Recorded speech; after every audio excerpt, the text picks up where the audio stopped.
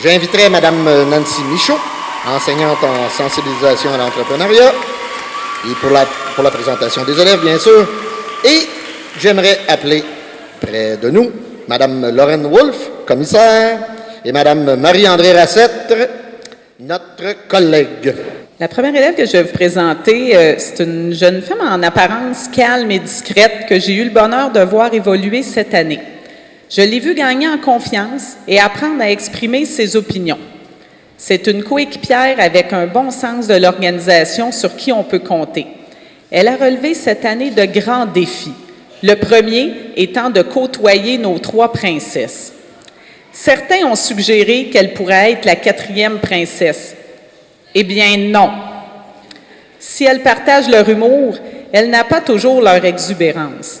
Elle se démarque plutôt par son écoute, son côté réfléchi et sa grande maturité. En fait, elle n'a pas à être une princesse.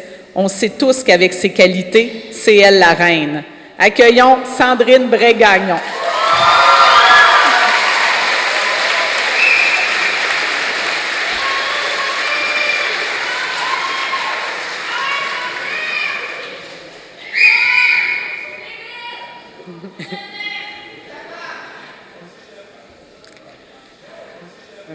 C'est une fille perfectionniste qui a une grande soif d'apprendre. À l'image des philosophes de l'Antiquité ou de Colombo sur une enquête, elle questionne beaucoup, énormément. Dans ses travaux, elle en met toujours plus que le client en demande. Est-ce de la rigueur? En tout cas, on est certain que rien ne sera oublié. C'est une fille brillante et travaillante à qui rien n'échappe. Certains disent qu'elle est chialeuse et qu'elle accroche sur des détails. Disons plutôt qu'elle a l'esprit critique très développé. Elle est toujours de bonne humeur, motivée et enthousiaste, le genre d'élève qui participe et qu'on aime avoir en classe. On l'aime encore plus que le nombre de questions qu'elle a posées durant ses 5 années au secondaire, et croyez-moi, c'est beaucoup. Accueillons Joanie Chabot.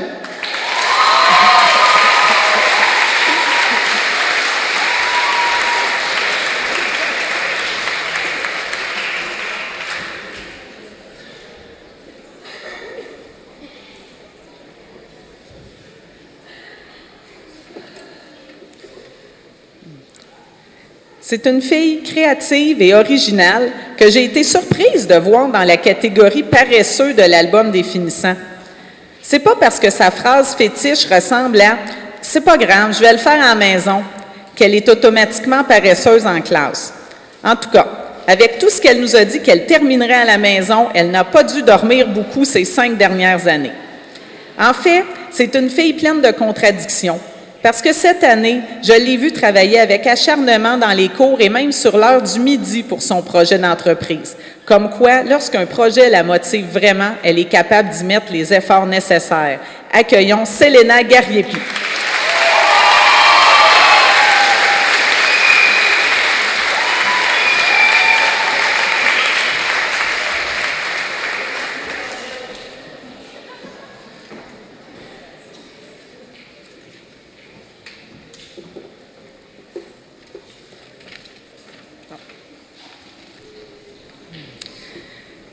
C'est une jeune femme que j'ai connue il y a 3 ans dans le tumulte de l'adolescence. Dès lors, j'ai été touchée par son honnêteté et son authenticité. Elle en a fait du chemin depuis pour découvrir ses forces et la personne qu'elle est vraiment.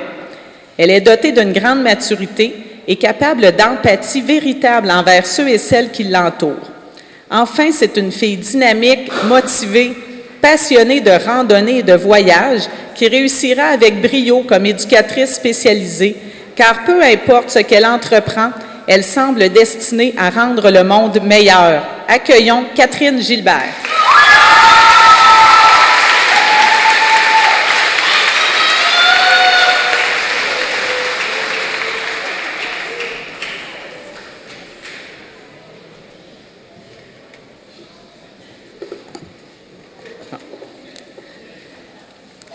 L'élève que je vous présente ici est un gars sportif qui aime bouger. Vous le verrez sur un terrain de baseball l'été ou dévaler les pentes de ski l'hiver. Même s'il est très actif, il sait se montrer sérieux quand c'est le temps de travailler. C'est un gars intelligent, indépendant et réfléchi qui met tout en œuvre pour atteindre ses objectifs. Il poursuivra ses études l'an prochain en géomatique, un domaine qui exploite ses forces, la logique mathématique et les aptitudes physiques. Enfin, c'est aussi un gars avec un humour très fin. Et avec son regard espiègle, ses profs et moi, on se demande toujours s'il rit de nous ou avec nous. Accueillons Maxime Jean.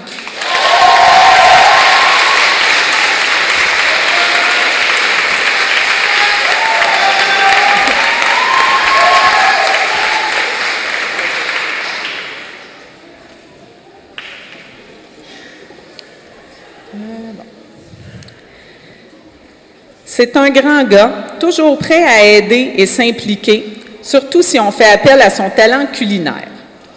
Il est doté d'une personnalité des plus attachantes. C'est le genre de gars généreux qui peut donner son lunch pour aider un ami qui a faim, mais se rendre compte 5 minutes plus tard que c'est lui qui est affamé. Lorsque je l'ai connu il y a quelques années, il voyait le diplôme d'études secondaires comme une lointaine montagne impossible à gravir. À force d'efforts, il est parvenu au sommet. Il pourrait nous donner à tous une leçon de courage, de résilience et de persévérance. Enfin, j'aimerais qu'il regarde ce qu'il a accompli et qu'il se rappelle cette phrase. « Les batailles de la vie ne sont pas gagnées par les plus forts ni par les plus rapides, mais par ceux qui n'abandonnent jamais. » Accueillons Kevin Lavigne.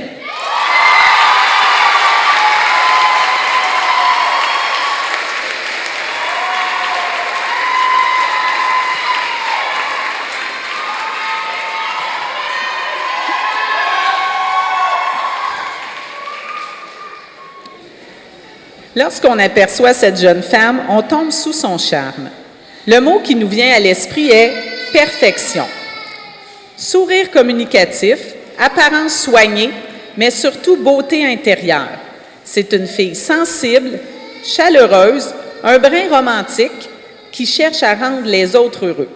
Elle a un talent inné pour le français, matière qu'elle souhaite d'ailleurs enseigner plus tard.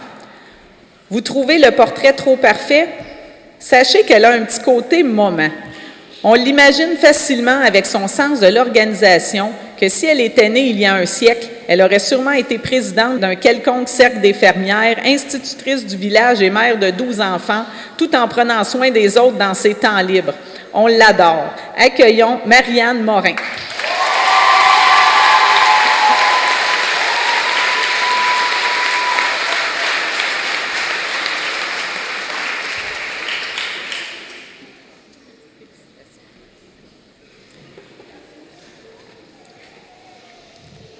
Le royaume du Havre-Jeunesse a connu plusieurs personnages hauts en couleur, mais il y en a une qui, par sa personnalité, a clairement redéfini le terme « princesse ». Et là, je ne parle pas des trois dont on a parlé tantôt. Ongles manucurés, démarche altière, mise en pli parfaite, regard hautain, tout dans son attitude impose qu'on lui ouvre les portes et qu'on parsème les corridors où elle défile de pétales de rose. C'est en fait un rôle qu'elle joue à merveille, parce qu'en apprenant à la connaître, on découvre surtout une fille attachante, sensible, travaillante et déterminée, qui est capable de prendre sa place parmi une gang de gars. Déroulez le tapis rouge et accueillons Jessica Paris.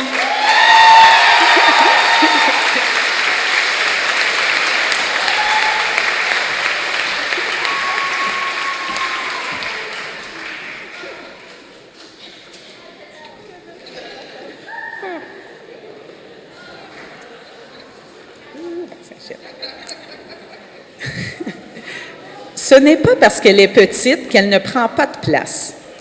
Si sa taille ne lui permet pas de dépasser les autres dans une foule, elle n'hésite pas à se hisser au sommet des formations dans les compétitions de cheerleading, discipline au sein de laquelle elle excelle d'ailleurs. En plus d'être dynamique et de se démarquer dans les sports, elle est aussi capable de prendre sa place au sein d'un groupe, car elle est franche et directe quand vient le temps d'exprimer son opinion. C'est une passionnée des voyages et de la culture asiatique, en espérant que l'avenir lui donnera l'occasion de parcourir le monde et, qui sait, savourer des sushis au Japon. Accueillons l'énergique Kate Plourde.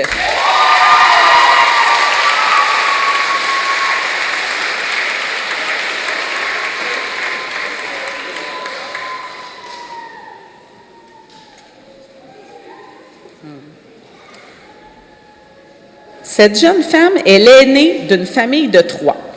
C'est probablement pour cette raison qu'elle a développé très tôt une grande maturité, une discipline personnelle et un sens des responsabilités à toute épreuve.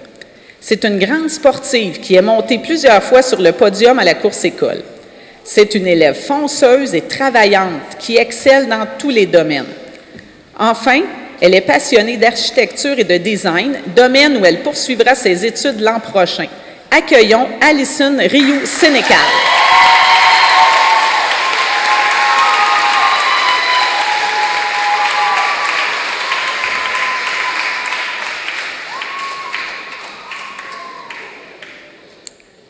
Toujours poli et doté d'une personnalité des plus sympathiques, ce jeune homme se démarque par sa détermination.